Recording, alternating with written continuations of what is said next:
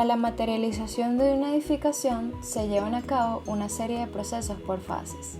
En primer lugar, está la etapa de diseño y elaboración de planos técnicos. También se debe realizar el estudio geotécnico del terreno de la parcela, que con este se analizan los diversos factores que alteran la composición del suelo, tales como el nivel freático, lo que incidirá en la escogencia de las fundaciones. Una vez elaborados los planos, estos deben ser aprobados por la alcaldía para que emitan la permisología correspondiente y así poder dar inicio a la etapa de construcción.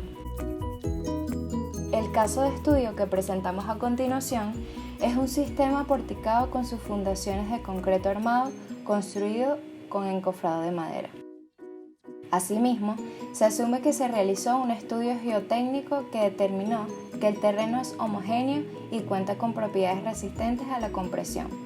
Por lo tanto, se procederá a la colocación de una fundación superficial conformada por zapata, pedestal y viga de riostra. Para dar inicio al proceso constructivo, primero se realiza la nivelación y el replanteo topográfico a fin de poder obtener todos los linderos y las elevaciones del terreno. Además, con este proceso se definen las dimensiones donde se ejecutará la construcción. Una vez demarcado el terreno, se procede con la excavación y la construcción de las fundaciones. Para dar inicio a la construcción de la zapata es necesario excavar el terreno con dimensiones mayores al área de la misma. Esto se debe a que es necesario dejar espacio para el encofrado. Una vez que se haya llegado a la cota de fundación, se procede con la nivelación y chequeo topográfico de la base. Posteriormente se vacía una capa de 5 centímetros de espesor de concreto pobre. Después se debe replantear nuevamente la posición de la zapata en el fondo de la excavación para ubicar sus ejes. Seguidamente se procede con el armado de la parrilla de la zapata. Antes de comenzar con este proceso es importante mencionar que la parrilla no puede estar apoyada directamente sobre la capa de concreto pobre, por lo que es necesario colocar previamente separadores de espesor 7,5 centímetros. Se debe tomar además en cuenta que los separadores deben tener una resistencia que se acerque a la resistencia del concreto. Para el armado de la zapata de la fundación fue necesario utilizar 38 barras de acero, cada una con un doblez en los extremos de 90 grados. Se colocaron 19 barras en sentido transversal y 19 en sentido longitudinal ortogonales entre sí. Para amarrar las barras se utilizaron alambres de calibre 18.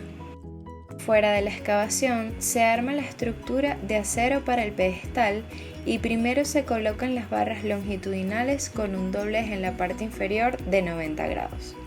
Posteriormente se le añaden los estribos envolviendo al acero longitudinal y sujetados por medio de alambres del mismo calibre.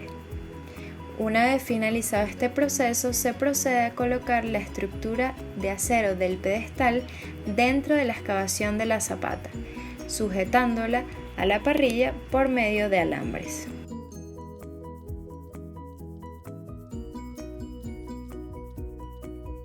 Para el encofrado de estos dos elementos estructurales, primero se colocan los tableros en el borde exterior de la zapata. Estas serán fijadas con clavos en cada intersección y además respetarán el margen del recubrimiento requerido. Una vez que el encofrado de la zapata está concluido, se procede a realizar el vaciado del concreto. Pasadas las 24 horas, se desencofra la zapata y se da inicio al encofrado del pedestal. Para el encofrado de este elemento estructural se colocan los tableros de madera alrededor del acero del pedestal, dejando la separación necesaria para cumplir con el recubrimiento. A estos tableros se le añaden las traviesas, que no podrán tener una separación superior a los 80 centímetros. Así, se colocan los cepos de madera y seguidamente se apuntala. Finalmente, se vacía el concreto hasta el tope del pedestal. Después se retira el encofrado.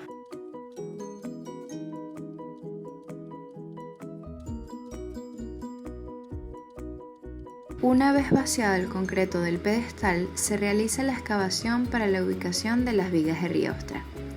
En la excavación para las vigas se debe considerar la capa de concreto pobre sobre el terreno, de 5 centímetros de espesor.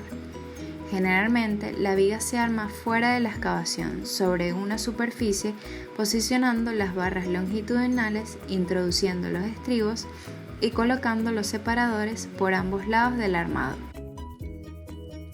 Para la ubicación de los tableros de encofrado dentro de la excavación, se comienzan a ubicar en posición vertical, separados lo necesario para cumplir con el ancho de la viga, y adosados a los separadores que fueron colocados en ambos lados de este elemento estructural previamente armado.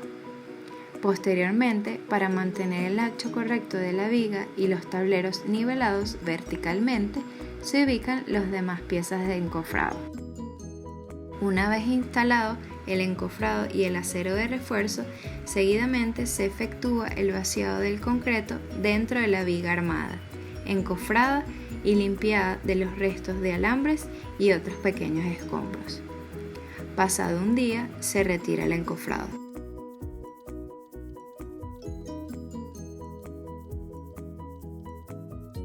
Para las columnas se comienza por completar el acero longitudinal, empalmando con el acero que proviene del pedestal. Este empalme se realiza a una altura H medios. Una vez armado el acero longitudinal, se procede a colocar las ligaduras y al final los separadores para garantizar el recubrimiento del acero, siendo este de 4 centímetros. Adosados a los separadores se ubican los tableros en sus 4 caras.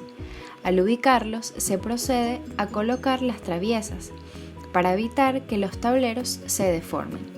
Seguidamente, se posicionan los cepos en cada tablero vertical de la columna.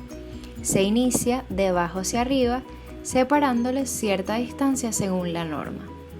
Con los cepos se evita que el encofrado se abra al vaciar el concreto.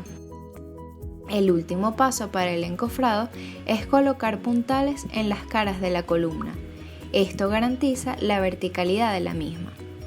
Es importante mencionar que antes de encofrar, una de las caras del tablero debe ser tratado con aceite para facilitar el procedimiento de desencofrado.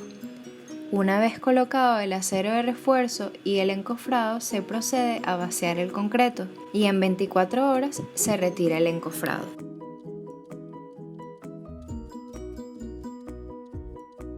Para las vigas del pórtico se procede primero a la construcción del encofrado, donde se coloca el fondo de la viga, que tendrá un ancho de 40 centímetros y que estará apoyado sobre los cabezales de los puntales, unidos a los puntales por una brida. Estos puntales se encuentran separados a cada 1 metro y 55 centímetros de las columnas y estarán apoyados sobre una cuña que ayudará a nivelar el encofrado de la viga. Una vez colocado el fondo, se procede a nivelar la estructura para que todas las vigas queden perfectamente niveladas. Para esto se usa el método de vasos comunicantes, que consiste en la nivelación a través de una manguera de agua. Una vez verificada la nivelación, se continúa con la construcción del encofrado, colocando los tableros laterales, que tendrán de ancho la altura de la viga más el grosor de la tabla de fondo. Adicional a los tableros, se colocarán las piezas de refuerzo como paneles y largueros que ayudarán a arriostrar el encofrado con los tornapuntas, que estarán soportados por unas bases. Este sistema ayudará a contrarrestar la presión ejercida por el concreto sobre las piezas de moldeo y evitará su desplazamiento. Es importante además que se coloquen chanfles en las esquinas del encofrado y en toda la longitud para evitar roturas en el momento del desencofrado. Una vez construido el encofrado, se procede a la aplicación de aceite sucio en toda la superficie interior para impermeabilizar de tal manera que no se adhiera el hormigón y facilitar el proceso de desencofrado. Posteriormente se retiran los caballetes y desciende la armadura dentro del encofrado, verificando siempre que coincida con sus respectivos ejes. Una vez instalado el encofrado y colocada la armadura de acero con sus respectivos separadores, se procede a colocar un mortero especial con aditivos adhesivos que garanticen una mejor adherencia entre el concreto de distintas edades de la columna, la viga y el nodo. Ya finalmente se inicia el proceso de vaciado del concreto y vibrado para asegurar que el concreto se extienda por todo el encofrado y las burbujas de aire salgan. Después del vaciado es importante que se realice el curado del concreto hasta que haya alcanzado al menos el 70% de su resistencia. El desencofrado se puede realizar por partes. Después de 2 días se pueden retirar los tableros laterales, mientras que el resto de las partes se recomienda cuando el concreto haya alcanzado su resistencia máxima, que es a los 28 días. Es importante también recalcar que durante todo el proceso constructivo se deben realizar distintas pruebas para determinar las propiedades del concreto, como su trabajabilidad con el cono de Abrams o su resistencia con probetas cilíndricas.